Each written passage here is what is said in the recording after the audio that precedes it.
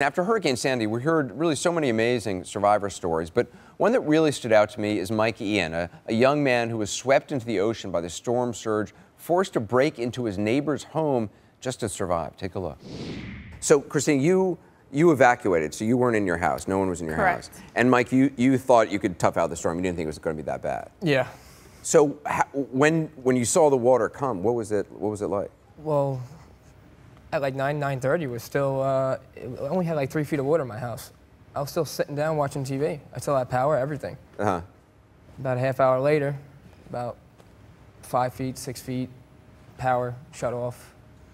I went outside, checked my car, and I couldn't drive it. So I went upstairs, and a few hours later, it was getting up to the second floor.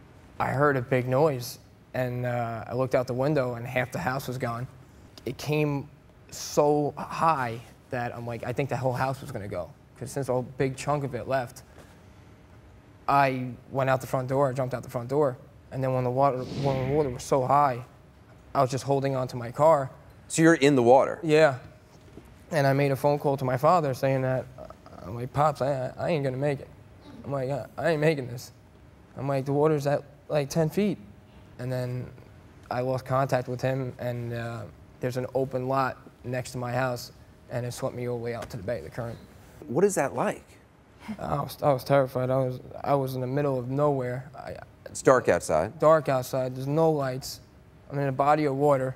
People don't realize how quickly this stuff happens. Yeah. You know, you see it on TV, you think like, oh, you know, water's coming up, you hear a storm surge. It comes and Like the house goes.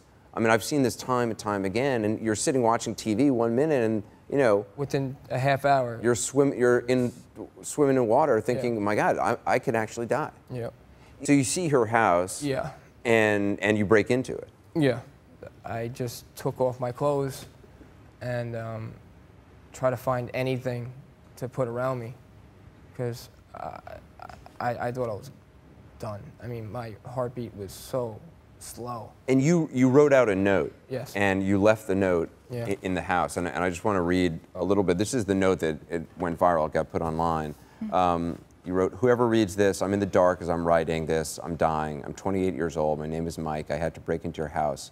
I took blankets off the couch. I have hypothermia. I didn't take anything. A wave threw me out of my house down the block. I don't think I'm going to make it. The water outside is 10 feet deep. There's no rescue. Tell my dad I love him, and I tried getting out. His number is," and you say his number, his name is Tony. "I hope you can read this. I'm in the dark. Goodbye. I took a black jacket too. God Almighty help me." When you were writing this, I mean, what was going through your mind? I haven't seen those notes. I don't remember those notes. Really? You don't remember it? I don't remember it. I don't remember too much. And how did you realize he'd been in your house? So we come home the next day. We walk up and we see that our door was bashed in. So we didn't know if maybe a floating dock had hit it, because there was, you know, pieces of wood everywhere, refrigerators, just random things, jet skis all over our front lawn. So we went in the house, and then we noticed that there was wet clothes on the floor that we didn't have there when we left.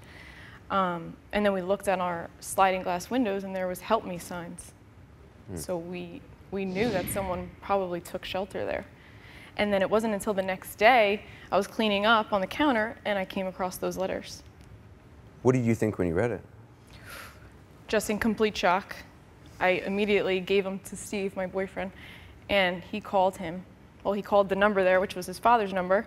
He spoke with his dad, and then his dad put him on the phone, and he was just so grateful.